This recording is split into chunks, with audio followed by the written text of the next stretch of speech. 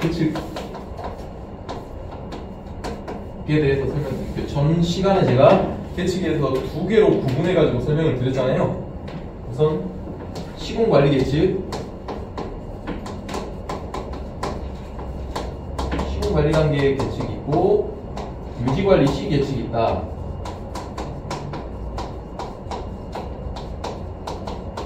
기억나실까요? 선생님, 눈을 피하시면 안 돼요. 네. 시공관리 계측이 무엇이 있다고 제가 말씀드렸죠?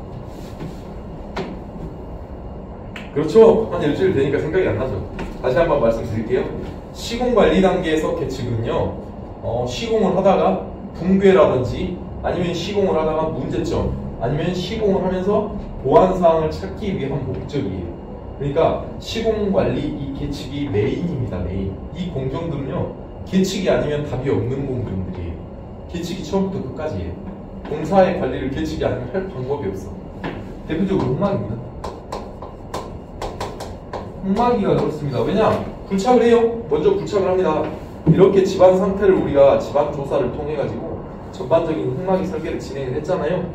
흙막이는 벽체, 지보, 차수 공법 세 가지로 구성되어 있다고 말씀드렸죠. 굴착을 해요. 그러면 벽체의 변이가 계측 관리 기준치 이내로 이렇게 들어간다 칩시다. 그러면 어떻게 되죠? 이게 1인데 벽체가 만약에 이런 식으로 변이가 일어났어요. 이만큼 변이가 일어난다는 건요, 동일한 부피에 이만큼의 치마가 더 만든다는 거예요. 이해되세요? 그러면 이쪽에 건물이 있다 칩시다. 그러면 이 건물이 어떻게 될까요? 기울죠? 네, 당연해요. 그러면 이 벽체의 변이가 이만큼 허용 기준은 전 시간에 말씀드렸을 거예요. 벽체 변이 허용 기준. 이만큼만 변이됐을 때 무엇인가 대응 방안을 찾아야 되는 거예요. 옆에 건물이 기울지 않게 하기 위해서는. 그러면 이걸 이 기울기가 생긴 것을 어떻게 확인하느냐? 당연히 계측 관리죠. 그래서 계측 관리를 철저하게 하는 겁니다. 철저하게. 흙막에는요, 매번 집안의 상태를 우리가 몰라요. 보링을 했다 치더라도 건축 보링의 기준이 50m마다 한 공씩입니다. 엄청나게 멀죠. 50m마다 한 공씩. 가운데 있는 집안의 상태가 모릅니다. 구덩이인지 뭔지. 그냥 그 보링을 근거로 해서 다 그 집안의 상태라고 가정하고 부착을 하는 건데, 응력을 계산할 때 벽체에 있는 이 배면에 토합 있잖아요. 토합이 이렇게 생길 거 아닙니까? 이 토합도 아까 전에 말씀드렸던 대로 조사된 C추를 근거로 동일하다는 가정하 강도점수인 C와 파이를 구해가지고 강도점수에 의해 해석을 한 토합이에요. 그러면 하다가 다른 흙이 나올 수도 있잖아요. 뻘이 나올 수도 있고 지하수위가 더 높아질 수도 있고, 그걸 유일하게 할 수 있는 방법은 이 계측 하나밖에 없어요. 그러니까 굴착을 하면서 이 계측비를 철저하게 관리를 해야 돼요. 왜? 이상 상태가 발생될 수 있으니까. 집안은 우리는 모릅니다. 또 물에 의해서 변화가 생기잖아요. 기본적으로 이따가 사면 부분에서 배울 텐데, 물이 생기면 흙은 전담 강도가 상실된단 말이죠. 감소돼요. 저항력이 사라져요. 그런 부분들을 알게 하기 위해서 계측을 한다라고 생각을 하는 겁니다. 흙막이를 제가 전 시간에 강의를 했기 때문에 좀 깊게 설명드렸고요. 흙막이, 그 다음에 연약지반.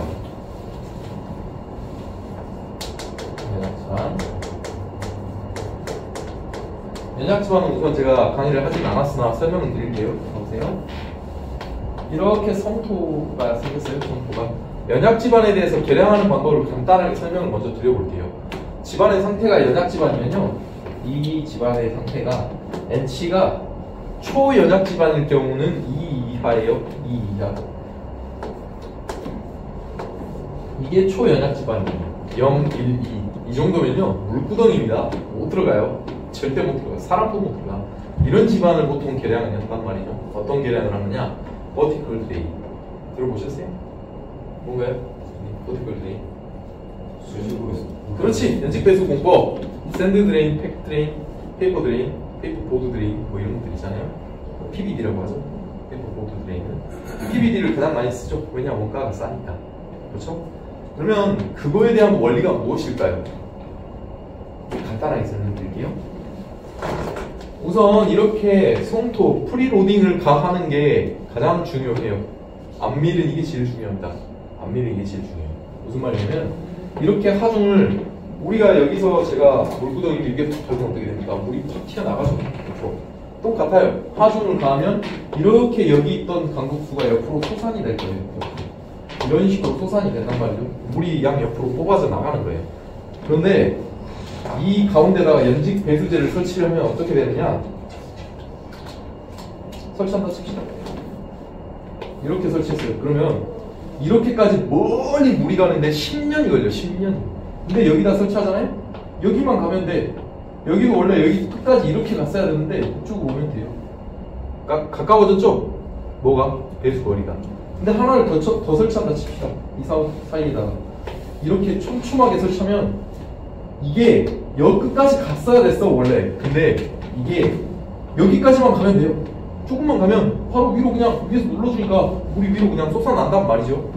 그러면 원리가 뭘까요? 말로 풀었으면 배수 거리 단축, 이게 연직 배수의 원리예요. 따라하시죠. 배수 거리 단축. 배수 거리 단축. 좋아요. 그게 연직 배수의 원리입니다. 공식이 어떻게 생겼느냐? SC는 알고 계실 거예요. CC 1 플러스 2 제로분의 H 로그 P 제로 플러스 P 제로분의 델타 P. 이 델타 P가 이겁니다. 프리로딩의 하중. 왜 이 델타 P를 강조하느냐? 여기 있는 이 공식, 1차 안밀 치마를 검토하는 이 공식에서 핵심이 이거예요. 이 델타 P가 커지잖아요? 안밀 치마가 빨리 끝나요. 그냥 순식간에 끝나버려요. 근데 델타 P를 무작정 크게 할 수 있느냐? 그렇지 않죠. 왜? 무작정 크게 하면 활동 파괴가 일어나니까.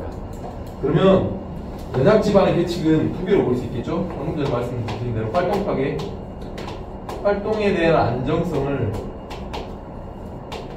검토하기 위한 원리와 침하 상태 확인하기 위해서 하는 겁니다. 두 가지 목적이에요. 이해되시죠? 제일 중요한 얘기를 말씀드릴게요. 이 활동에 대한 안정성을 검토하기 위해, 왜냐? 하중을 아까 전에도 말씀드렸듯 NC가 012야. 이거를 어차피 버티컬 드레인을 하기 위해서 여기다 샌드 드레인을 깐단 말이죠.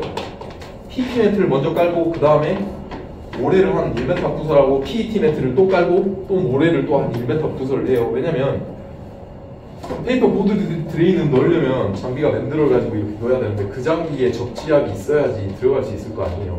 물구덩이 어떻게 들어가? 사람도 못 들어가는데. 그러니까 장비 주행성이 트래피커빌리티를 먼저 1차적으로 저희는 검토를 해요. 구조적으로. 그 다음에 이거 배수, 제의 깊이, 간격 이런 것들을 가지고 시간을 계산을 해보는 거예요.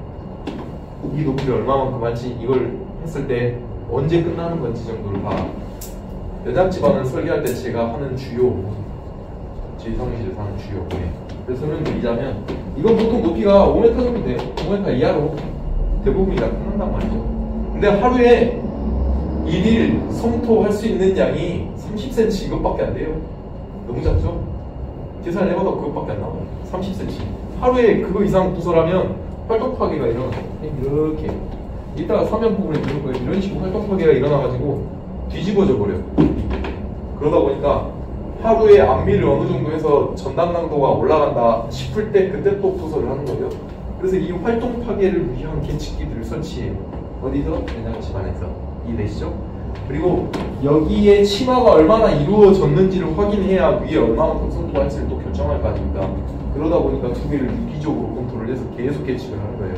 아, 집안 좀 괜찮아. 물이 많이 빠져서 강도수가 이 정도 빠졌으니 전장 강도가 좀 증가했겠지? 그럼 다음날은 조금 더 성토해보자 라고 해서 한계 성토고라는 게 있단 말이죠. 그걸 검토해가지고 조금 더 성토를 한다거나 이런 걸 결정을 합니다. 그러니까 흙막이 같은 경우에는 아까 전에도 말씀드렸듯이 벽지역 변이라든지 이 응력계라든지 다시 자세히 설명드릴 거고, 연약 지반은 추가적으로 설명드리고 이런 목적으로 한다, 이 정도는 알고 있어야 돼요. 무조건 알고 있어요. 자, 그 다음에 마지막으로 하나 더 말씀드리고 싶은 게 터널이에요. 터널이 가장 중요해요. 터널은 어차피 다음 시간에 또 배울 거고요. 계측기도 자세히 배울 거니까 그냥 있다 정도만 알면 돼요. 그럼 이 유지관리는 무엇이 있느냐? 우선 사면이 있죠. 사면. 오늘 배울 사면. 사면을 장비가 좀 지시킬 거예요. 계속 놔둘 거란 말이죠. 그럼 얘가 멀쩡한지 불안한지 계측기를 설치해보면 얼마나 좋아요. 그것도 조금 이따 자세히 설명드릴게요. 사면과 그 다음에 M, 고량 이런 것들이 존재한다. 라고 우리는 알 수 있어요.